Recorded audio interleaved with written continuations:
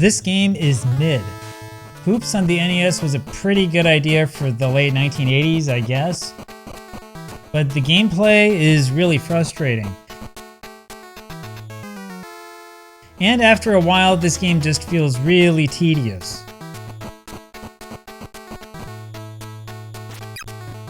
Ah yes, Hoops. You know, Hoops is kind of like an early version of NBA Jam, except it's got worse controls, it's got worse graphics, and it's no fun. But aside from that, hey, there you go. Now, I should tell you this game is not awful. This is not like, you know, Ultimate Basketball. No, this game is mid. In other words, this game's really, really mediocre. And let me tell you, I know a lot about mediocre basketball games.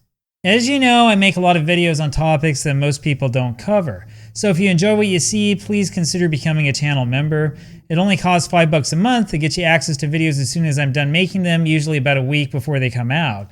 Or you can also support me on Patreon, where I have my collection of sports research materials, like 8.5 terabytes worth, and I've got some Patreon exclusive videos coming up as well. Your support helps make videos like this possible. And that even counts all of these games that are totally mid. And yeah, that's right, I did have to ask my teenage children whether I'm using that word correctly. The thing is that games like Hoops don't absolutely suck, but Hoops is still not a good game. Okay, so you've got two modes in this game, 1-on-1 and 2-on-2. You can choose from a total of 8 different characters, including boys and girls. And then you get your dream one-on-one matchup like Dr. J against Barbie.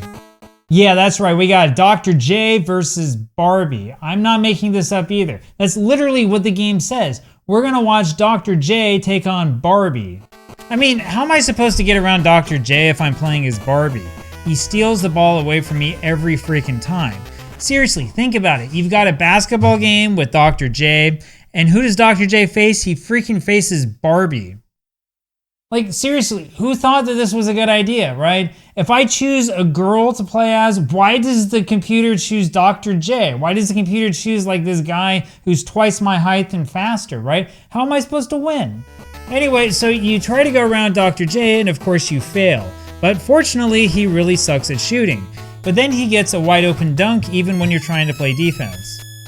And that right there, that is the biggest problem with this game. It's not that you miss a bunch of shots, though you will. No, the biggest problem is that you can't freaking play defense. It doesn't matter what you do, the controls just don't work.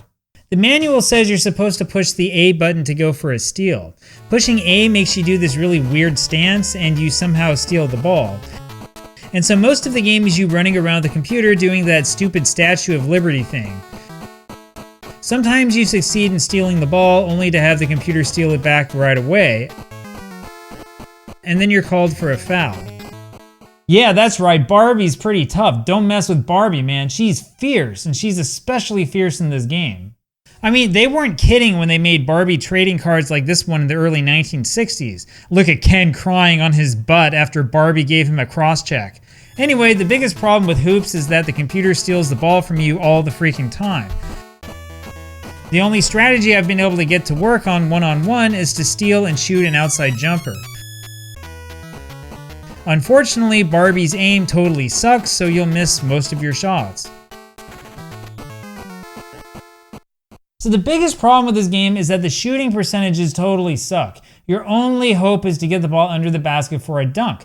Except, of course, you'll miss those most of the time as well. Plus, no matter what I do, I'm not going to get around Dr. J. Actually, if I try really hard, I can sometimes get Barbie to blow past the doctor. She gets air, but she can't dunk. And then check this part out, she knocks Jay flat on his butt after stealing the ball. Seriously, man, what did I just tell you? You don't want to mess around with Barbie. She's stronger than she looks. Anyway, the problem is that you basically can't play defense no matter what you do. And the other problem is that Barbie can't make a wide open shot from close up.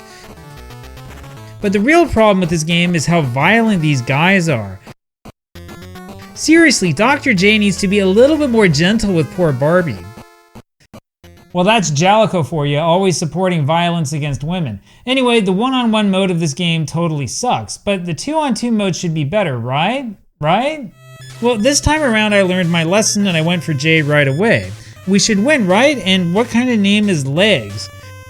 Anyway, it's easy to get open shots from close to the basket when you're Dr. J.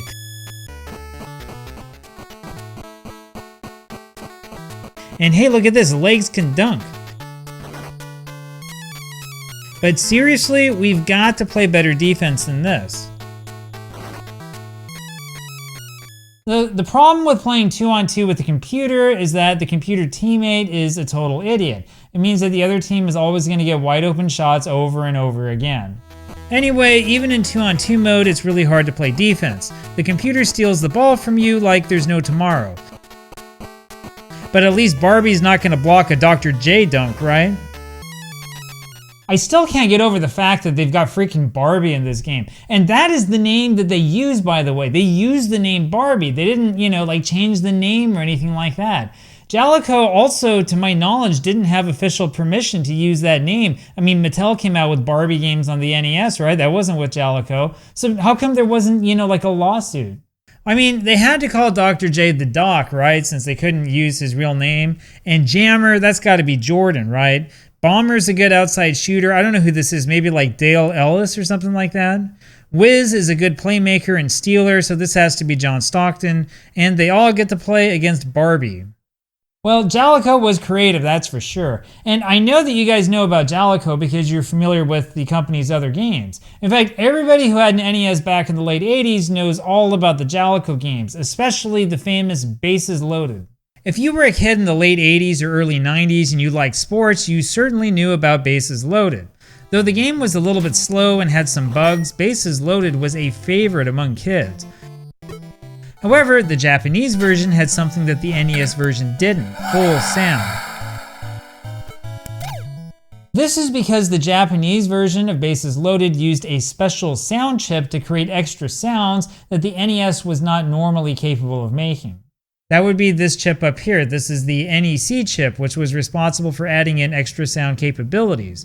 Unfortunately, the North American NES was incapable of reading that extra sound, which is why they didn't stick it on the NES cartridge.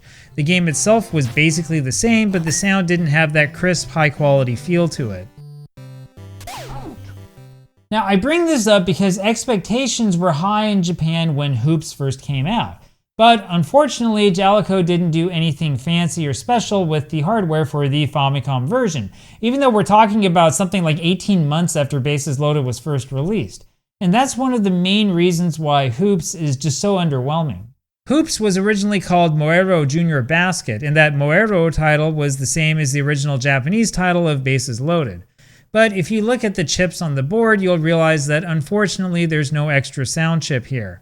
Instead, there's this big chip up here, a so-called VRC, which is what we call the mapper. So this VRC-1 existed only in a handful of Famicom-only games, and notice that the NES version of Hoops actually had a different setup on the inside.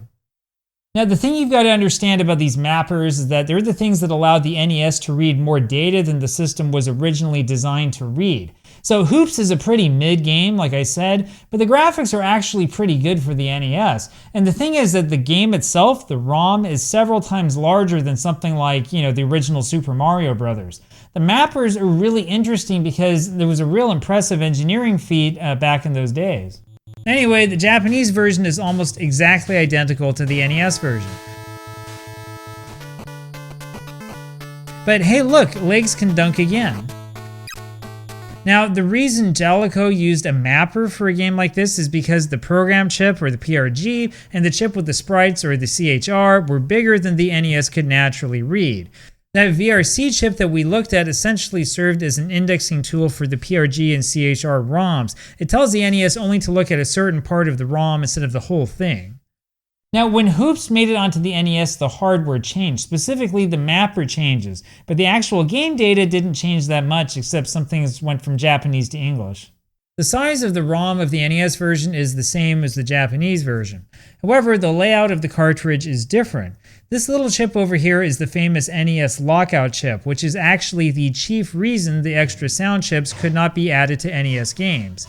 And up here is the mapper chip. This is the famous MMC1 mapper, which appeared on hundreds of NES games in the late 1980s. Anyway, it doesn't really make any difference to the gameplay at all. Both versions play identical. I know I tried them, but I do think it's interesting to note how it actually works. Honestly, the presence of that mapper is what makes the graphics of Hoops at least presentable. I mean, it's not like the graphics are spectacular or anything like that, but you can at least see what's happening, right? Compare that to Magic Johnson's Fast Break, which looks and sounds completely awful. You probably won't be surprised to learn that the awful Magic Johnson game has much smaller memory than Hoops. After all, you can't even choose a different team in that game. The board layout is sort of similar, I guess, but the interesting thing is that they both use the exact same mapper chip. And the other bizarre thing is that Magic Johnson's Fast Break, which was US only or North America only, right, didn't come out in Japan, that game came out in 1990. That's 1 year after Hoops came out in North America and about a year and a half after it came out in Japan. I mean, you would think that they would have at least tried to make a better game, right? Anyway, if you compare the two, it's obvious that Hoops is superior since, it's actually playable and it's like a little bit of fun, right?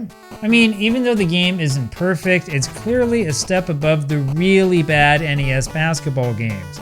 It would be really nice if we had fewer of these random fouls, of course. And overall, the gameplay is pretty random and really sucks, even though the cutscenes are pretty cool. Anyway, so there you go, that's what Hoops is. I mean, it's not as good as Double Dribble or Tecmo NBA Basketball, right? But it's still a lot better than stuff like Magic Johnson's Fast Break, like Harlem Globetrotters, or Ultimate Basketball. Seriously, I'm gonna be sick to my stomach just thinking about those games. Anyway, like I said, Hoops is basically mid, right? It's not as good as the great games, but it's a lot better than the crap. This game is mid though, even though you can use Barbie to school Dr. J. I mean, think about that for a second, right? How did they screw that one up? Anyway, there you go.